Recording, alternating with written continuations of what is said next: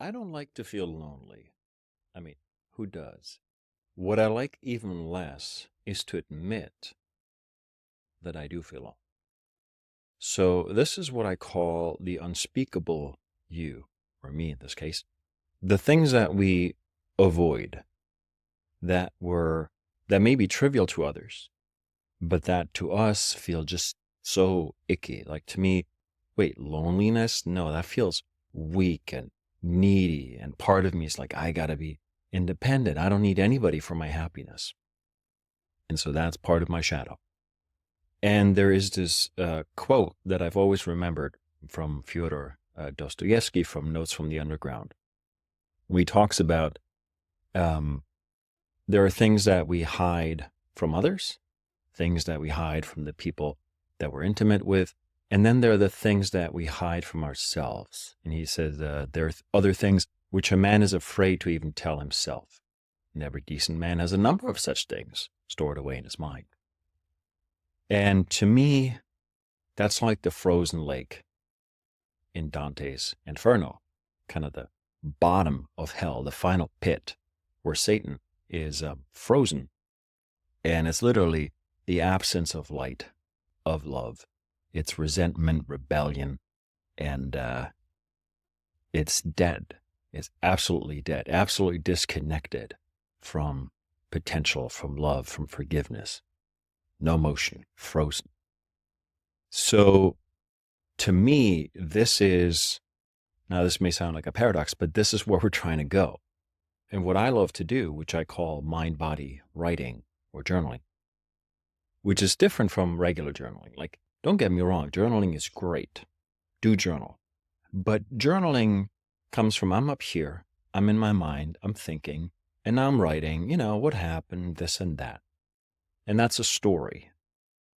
And it's a story I can tell myself at the end of every day, however often, and that can be a loop. That can be like Dante's conception of hell, where you walk.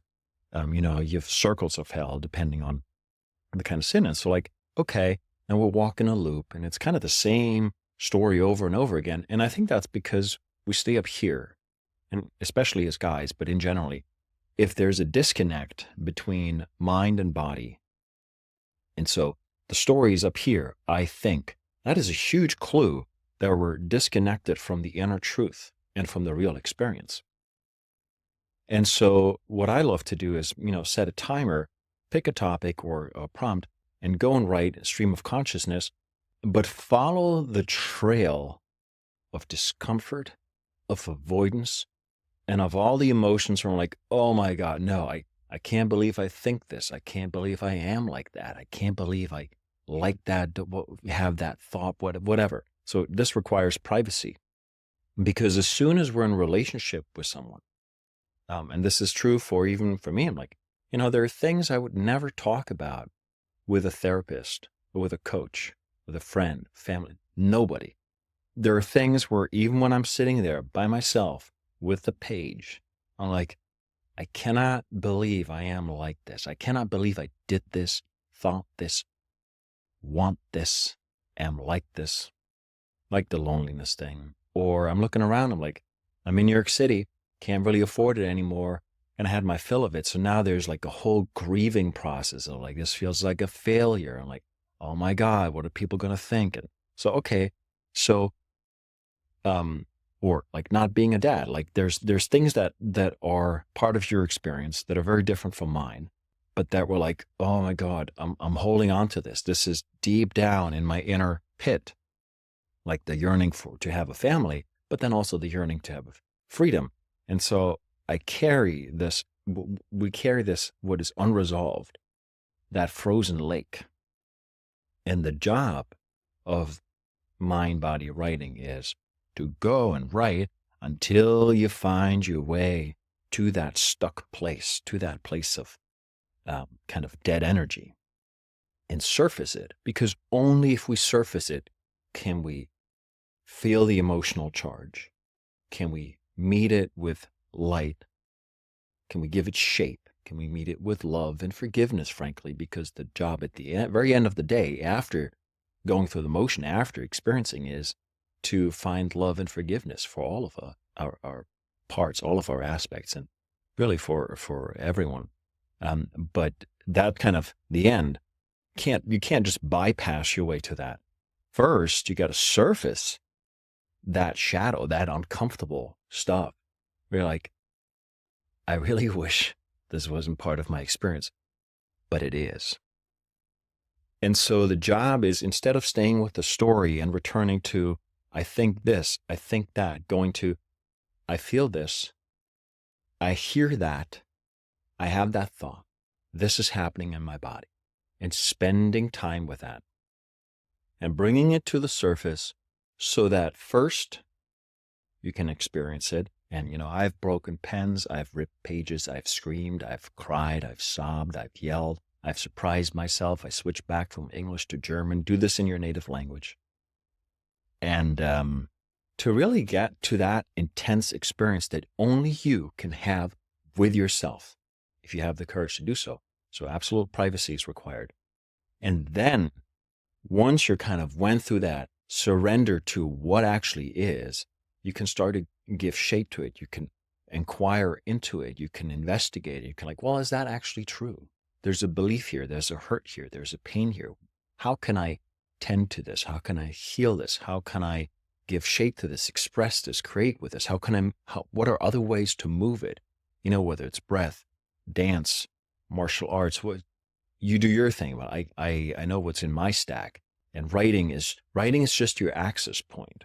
Writing is your most intimate way of going directly to that place. And, you can do this with other ways of the voice. You can, obviously, it's very powerful to speak it out loud. You can even sing it out loud. You can scream it out loud, give it voice. All of your voice, writing, speaking, and singing, it's all one thing. It's all one voice, and it's all a reflection of both your soul and your relationship to your truth. So it's helpful to process it and give it shape in different ways. Writing is just the most immediate access point that's always available to you. And the difference to thinking and talking is you pin the word down on the page, right? The thought becomes crystallized.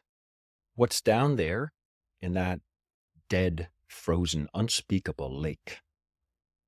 I want this. I did this. I feel this shame. I feel this guilt. I feel this embarrassment. Nobody must ever know. That's your pointer. Nobody must ever know that I thought this, wanted this, did this, experienced this. That's what you got to bring to light. Only for yourself, right? We're not doing this for the public consumption. Although maybe something lyrical, something poetic, something creative may come out of it at a later stage. But your first job is to just acknowledge it for yourself. Speak it out loud. Write it out. And then you can work with it, process it, heal it, forgive it, let it go. And what happens with the writing is, if you just say it out loud, let's say on a walk, your mind will trick you.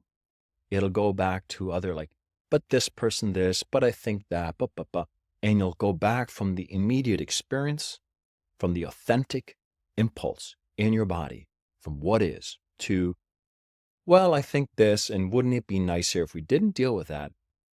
And then you return to your unconscious experience versus consciously going down into the depth to find greater awareness of all that is part of your experience, and ultimately finding a path to your true essence, which right now there's shadow in between. There's the land of we don't want to go here. There's the land of avoidance. There's the land of discomfort. And that's the trail we want to pick up. Not so that we spend our lives there, but so that we can move it.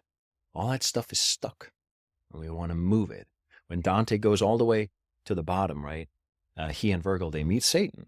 And Satan's there in the frozen lake. And the final moment is they climb down the body. And as they climb down, suddenly they climb up. And so going all the way to the bottom, there's that inversion that happens. And then you get your path to the light. Go up Mount Purgatory into the Garden of Eden, and yada, yada, yada. But first, you got to be able to be willing to face that, go all the way into the deepest, darkest aspects of yourself, so that later light can shine there, love can shine there, forgiveness can shine there, spirit can move there. So, if you want to learn more about weird stuff like that, I write a Substack about writing and journaling in my life and all kinds of stuff. And I'm starting to host weekly spaces to get together, journal, talk about the practice, connect, just that. So that's it for today. Have a wonderful day.